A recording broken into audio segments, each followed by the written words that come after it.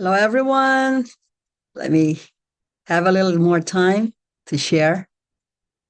You guys relax first because we will share our slide. Okay, folks, thanks for taking time. Have a wonderful time as we have our pillows and our plates. I have nothing to disclose, and you guys could look into my short CV here.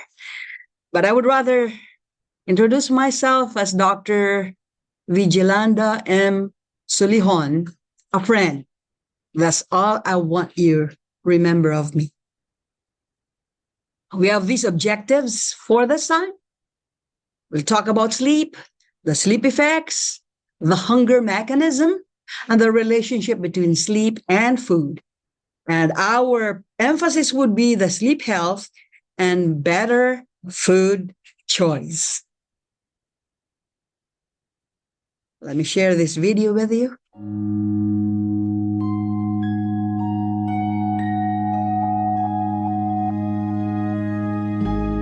What will your last 10 years look like? Will you be quick enough for a game of tag with your grandchild? Strong enough to embrace every moment?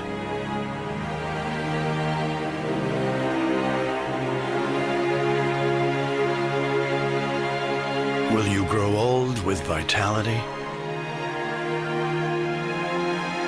Or get old with disease?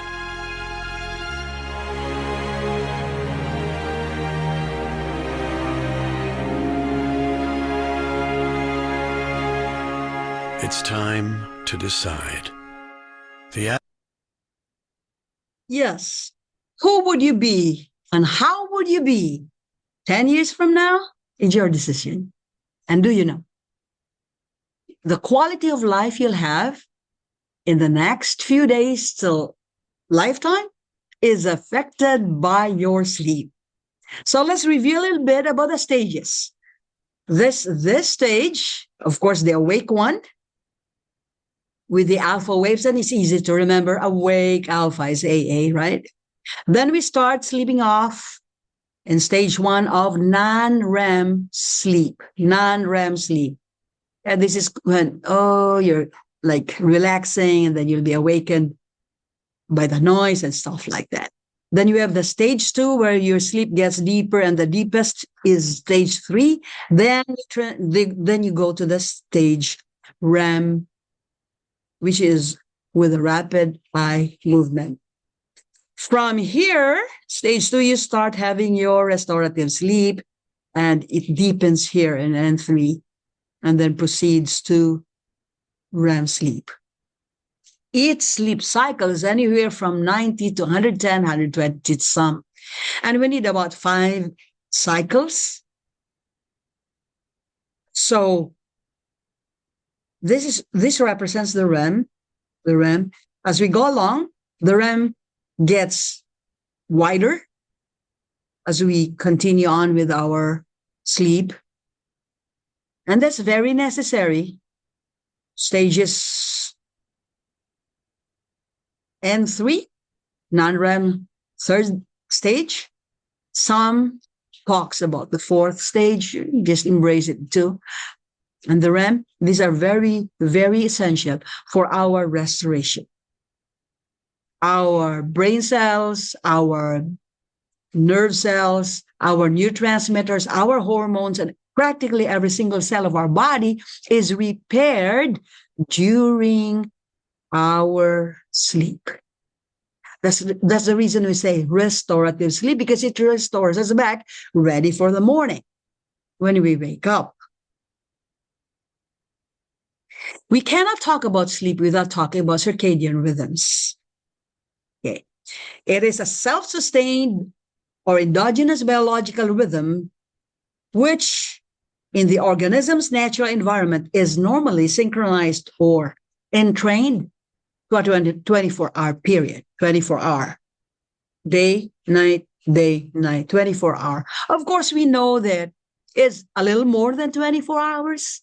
So there's really a physiologic or biologic delay as we go along for a few minutes. That's the reason we have our leap year to catch up. So we have here this diagram.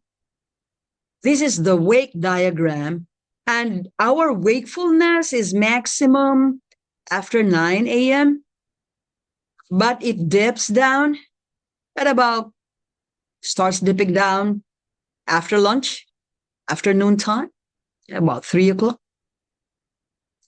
That's the reason we feel sleepy. Of course, some people eat too much too soon and too much calories, either from refined carbohydrates or from fats and oils. Remember, the fats and oils have 9 calories per gram compared to carbohydrates and proteins. That's just 4. So you eat fast and a lot, then you feel sleepy. That's natural. But even if you eat the right kind, in the right manner, mindful eating, there will still be that dip at about 2 o'clock, starts from 1:30 to 3. That's the siesta time we have. I remember when I was in grade school, at the church school, we have a mandated sleep time. Our parents, even at home, they would make us sleep. And of course, we don't like that. But hey, that was respecting the intelligent design we're created with. And then the alertness goes up again until about 9 p.m. Then it wanes down. It wanes down there and goes up there again. This black thing, this is when our melatonin had been released already, because it starts being released around 9 p.m. So we sleep right here at about 9, and then it deepens in here. And our cortisol also dips down while our melatonin goes up. Cortisol, of course, is the alert hormone. Adult sleep pattern. We have the sleep latency for men and women. Latency is from the time you go to bed until you are able to sleep. That's sleep latency. And it's about 12 minutes or 22 minutes for women, plus or minus 20. Then the time you sleep, the duration of sleeping, and the time you awaken, and the total sleep time. We have those. You could add your regular nap. It's not really a no-no. You could take a nap, but please make sure it's not beyond 20 minutes. This pattern was taken among adults 25 to 55 years old. Now, for adolescents, there is the sleep change during adolescence, the timing of sleep. There's a phase delay naturally among adolescents. So some parents, I hear them, especially the moms, the mothers, some of them will scold, they're, okay. Well, please remember that there's really a sleep delay. That's the reason, too, that there were schools in the United States that delayed their morning hour schedule. They stopped that. I mean, they delayed it. Instead of coming at 7 o'clock and starting, they went at least 1 hour and a half later.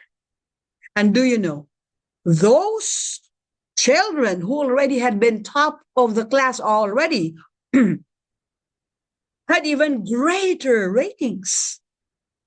This was a study done, and they really documented this. So, yeah, there is that sleep change during adolescence, a phase delay, and it's greater on weekends and holidays. But if it's not corrected, then it could cause chronic sleep deprivation. Let's understand our sleep.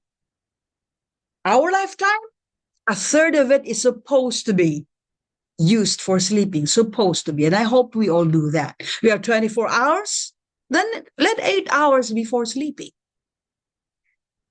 The quality and the duration of sleep is needed, as well as the right timing.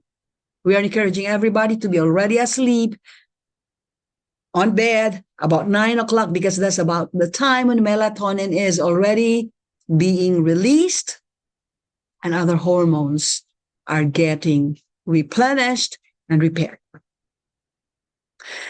It is as essential, talking about sleep, to survival as food and water. Some people think that, oh, they are heroes when they could keep on moving, achieving, performing without sleep. That's not so. We will be working in a credit card condition when we do that. The quality of sleep and the amount of sleep maintain brain pathways for learning, creating new memories, easier to concentrate and respond quickly. It allows the nerve cells and neurons to communicate to each other, removes toxins in your brain that build up while you are awake. There's a circulation in our brain that takes out the toxins. We call that lymphatics. And that gets very much appreciated and very much noted during sleep. Now, it's not only the neurons, but it affects every other cell type and tissue type, and in fact, the body system, the brain, the heart, the lungs, metabolism, immune function, mood, and disease resistance. If you find people are jittery and they're very touchy, very sensitive, ask about sleep. Ask about their sleep. And those people who get sick quicker, then their disease resistance is lowered. Ask them about their sleep. Chronic lack of or poor quality of sleep increases the risk of health problems like high blood pressure, cardiovascular disease, diabetes, depression, and obesity. Oh, I hope when you hear this, then we just don't accept medications for things. We might want really to look into our sleep first.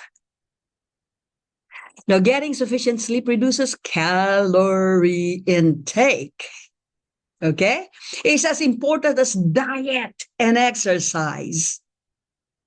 The guidelines recommend a minimum of 7 hours of sleep at night. Children and teens need more. Sleep deprivation, whether temporary or chronic, is common in the US. A third of Americans, they said, report not getting enough sleep, especially the adults, but even the teenagers and adolescents. The lack of sleep raises the risk of many diseases and disorders and risk factor for obesity. The laboratory showed that sleep restriction stimulates appetite and increases cravings for what? High-calorie food. High-calorie food when sleep deprived. Okay, this is the sleep recommendation from the National Sleep Foundation. Birth to 2 months, 12 to 18 hours, 3 to 11 months, 14 to 15 hours, 1 to 3 years, 12 to 14, 3 to 5 years, 11 to 13, 5 to 10 years, 10 to 11 hours, and 10 to 17 years, 8.5 to 9.5. Older than 17 years old, 7 to 9 hours. Please take note of that. Sleep statistics show that 25 and 50% of children suffer from a sleep condition at some point. Only 3% of teenagers get the recommended 8 to 10 hours of sleep each night, and up to 60% of college students are not getting the recommended amount of sleep. 62% of people around the globe have problems with sleep. 62. More than 6 out of 10 people have problems with sleeping. Look at this. Filipinos are not exempted. In fact, we are the first runner-up. We are the fourth most sleepless people in the world. We broke a record somehow, but it's not very much pleasing record, you are the fourth most sleepless people in the world. What are the benefits of sleep for the body and the mind? It protects heart attacks, strokes, and diabetes. Look at that. People are number one killer worldwide is heart attack. Did we even care to ask about sleep? Did we even care to give them tips of healthy sleep pattern? Strokes. Number two, they just go alternate with cancer. Diabetes, number four. It helps maintain and manage weight. Maintain and manage weight. Underweight or overweight and obese? Folks, sleep. Sleep. Of course, your diet. Of course, your physical exertion. But folks, please, please, please make sure that you think of your sleep. It also decreases the risk of car accidents. Do you know that studies have shown that there are a bigger chunk or percentage of car accidents which is due to lack of sleep than alcoholism? In fact, they showed that 18 hours of lack of sleep is about 0.5 milligrams per liter of blood alcohol concentration. 24 hours of sleep deprivation is already 1. And alcohol is just 0.8. DUI, driving under influence, is just 0.8%. But 24 hours of no sleep is already 1. Can you believe that? You better. And please, please honor the time for sleep. It helps you make better decisions, helps you regulate mood and emotions, decrease symptoms of depression and anxiety. When people come to you, you're a physician, they feel so depressed. Should we just prescribe antidepressant? Maybe we'll think again. It improves academic performance. Educators, teachers, if you know of your students or somebody else with very poor performance, please think of their sleep. It also improves athletic performance. Sleep enhances memory, learning, and focus. Enough sleep positively impacts memory, learning, focus, and academic performance. So please, if you want to top the class, if you want to understand what you're studying, if you want to retain what you have learned, sleep well. Sleep well. Lack of sleep, you have harder time to focus or pay attention to anything. However, there are sleep barriers, school and or homework, light from electronic. Look at this. Some people have televisions and other electronics in their bedroom. Think again, and maybe you want to rearrange your whole bedroom because the light from there will affect the quality of your sleep and even your duration of sleep. Caffeine consumption. Some people say, oh, you know what? Caffeine doesn't give me a problem. In fact, caffeine, when I drink coffee, I have better sleep. I sleep faster. Maybe. But always the quality of sleep among alcoholic drinkers and caffeine consumers is poor compared to those who don't use them. Psychological factors are barriers. Insomnia and other sleep disorders are barriers. Physiological factors, folks. Environmental factors, like a noisy thing outside you. But you could only come in here in the lack of knowledge. That's the reason the Philippine College of Lifestyle Medicine is now the newest subspecialty in the country. It is a subspecialty. It is not just an advocacy. It is a subspecialty in medicine. So therefore, those who want to practice lifestyle medicine need to be accredited and need to be trained under the Philippine College of Lifestyle Medicine, or for the allied and other else, under the International Federation of Lifestyle Medicine. We are the only country wherein this is accredited by the Medical Association, and I hope you respect that. Lack of knowledge, that is ours to share. And there are other factors, of course. Familiar with this scenario? The lights are off, but the cell phones are still on. 72% of adolescents use an electronic device in the hour before bedtime. Electronic devices emit blue light that interferes with melatonin release. Electronic devices, whether it is a stop clock, whether it is a television or a cell phone, or just the alarm clock, they interfere with melatonin release. And the release of melatonin signals sleepiness. So please turn off. Dr. Ezra Tasali from the University of Chicago enrolled 80 adults into a randomized clinical trial of sleep extension in real-world settings. So they have this group, the control group, and they found out that those people who are not having sleep enough, given 1.2 hours average, they also took in an average of 270 calories per day, less than the control group, just by sleeping 1.2 hours.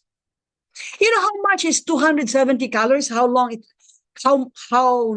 will take you? 1 mile is about, with a moderate pace, is about 100 calories burned. So this is about 2.7 miles of physical exercise that is already saved just by sleeping 1.2 hours. Not that you oversleep. No, not beyond 9 hours. No, it's from your sleep deprived duration to that of 1.2 hours more. We've shown that in real life, without making any other lifestyle, let me underscore this, without making any other lifestyle changes, you can extend your sleep and eat fewer calories. Folks, isn't this a good news? Just sleep a little longer. You will eat fewer calories. This could really help people trying to lose weight, or maybe gain weight too. Getting sufficient sleep reduces calorie intake. They said sleep restriction stimulates appetite and increases cravings for high-calorie food. They increase craving for high-calorie food. However, the reverse, whether increasing the amount of sleep people get in their daily lives, can help reduce calorie intake. Hasn't been clear. And so they need another study. And this, they said, the impact of poor health, poor sleep, is really affecting the health, even that of type 2 diabetes. Why? Because insufficient sleep, people are not in bed long enough. High school age, not prioritizing sleep as a pillar of health. And the macho complex. They just like to do their bonding and stuff like that without sleeping. Irregular sleep is also common, like social jet lag, which refers to being sleep deprived during the week, then trying to catch up during the weekend, a behavior common among adolescents and young adults. Studies show that many sleep problems are associated with insulin resistance, prediabetes, diabetes, and have a significant impact on glucose tolerance. We'll talk more about this next time when we discuss this topic again. For example, there is experimental evidence that if you take healthy volunteers, these are not sickly ones, healthy volunteers, and force them into a schedule where sleep does not occur consistently during the night, the result is a decrease of glucose tolerance and insulin sensitivity. Did you get that? We'll deal more on the mechanism next time when we have time. Is there anything else healthcare professionals should know about sleep disturbances in patients with diabetes? Yes. We are looking at a triangle of metabolism, sleep, and nutrition. You'd like to focus on this next time? The triangle of metabolism, sleep, and nutrition. Food is available all the time for some people. Instead of having 3 meals a day, they consume excess calories in addition to their normal meals. They snack as the day progresses and into the night. In fact, they have a midnight snack. This reduces the duration of overnight fast and affects glucose regulation. By modifying sleep duration, you will encourage dietary changes that in or now themselves can affect glucose metabolism. Let me introduce the word chrononutrition to you. It's the timing of meals, and it matters. It's not only what you eat, it's not only how you eat, what and how, but also when you eat. That matters. Chrononutrition is the science of how circadian rhythms, that's the body's 24-hour cycles, nutrition and health all interact. A better understanding of these interrelationships could play a role in preventing or treating obesity, heart disease, high blood pressure, diabetes, and other cardiometabolic conditions that now have been linked, at least in part, to eating late. Eating late. Say that with me. Eating late. We are supposed to have the 3-to-1 principle.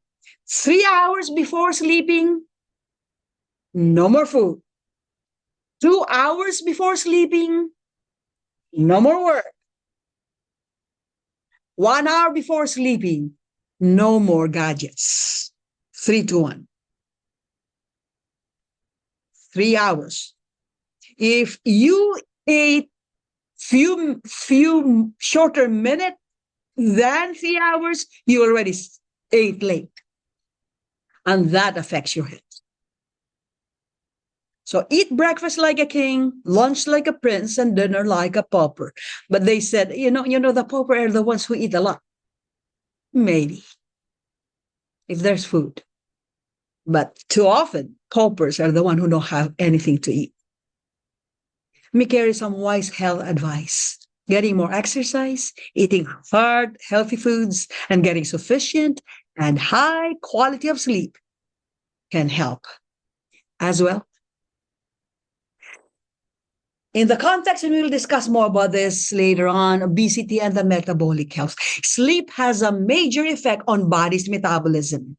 And the NIH-funded study suggests that catch-up sleep cannot counteract the effects of sleep deprivation. It cannot. Even if you sleep the whole day tomorrow and you did not sleep the whole 24 hours now, it only takes one night for our genes to be affected in the cellular level. 24 hours. And we will have more of that next time of this study. Just 24 hours of sleep deprivation will affect our genes already. Molecular ties between lack of sleep and weight. Okay?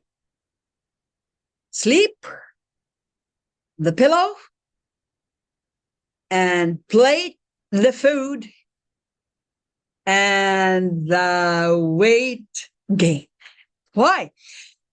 Well, they found out. Doctors Aaron Hanlon and Eve Van Carter in the University of Chicago also. Among 14 healthy non-obese people, okay? They noted, okay, while a group have normal 8.5 hours and the other one of 4.5 hours of sleep that's restricted in 4 consecutive days. The sleep deprived have ECB levels in the afternoons were higher and lasted longer than with full night's rest. Around the time they reported increases in hunger and appetite.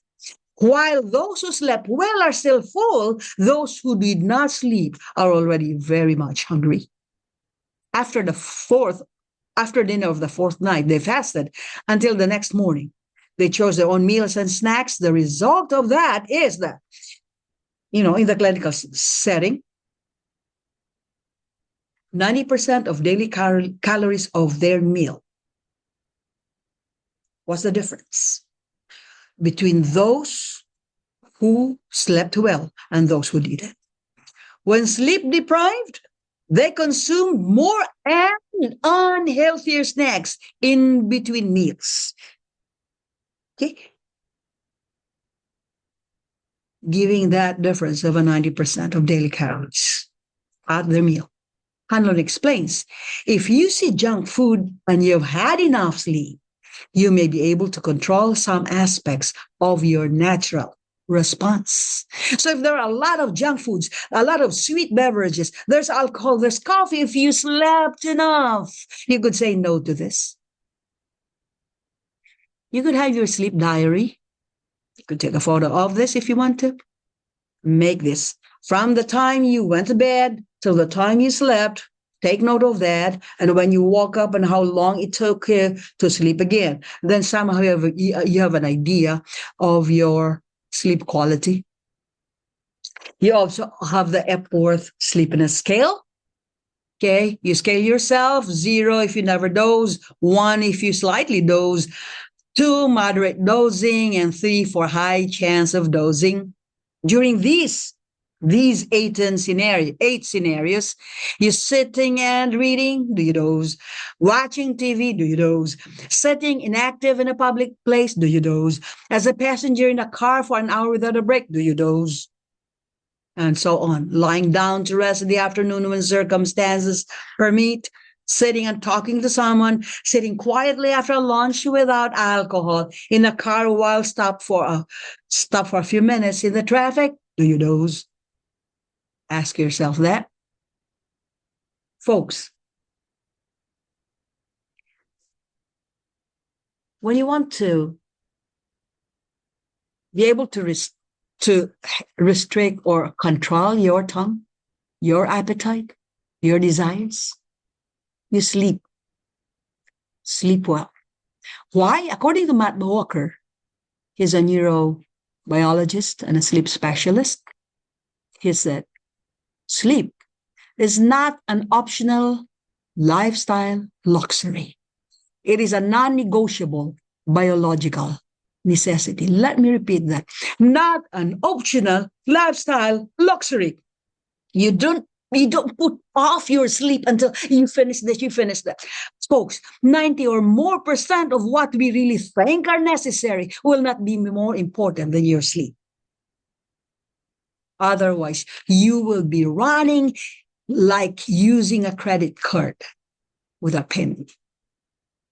Not an optional lifestyle luxury. It is a non-negotiable biological necessity. Your pillows determine your choice of what you place on your plates and determines your life and who you'll be 10 years from now.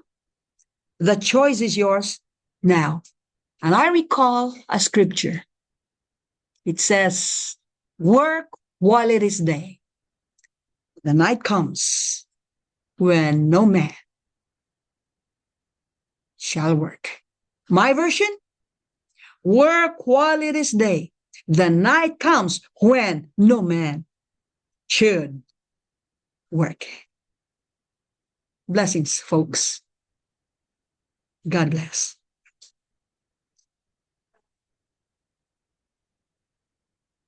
Okay, folks. Have a good one. Have a good one.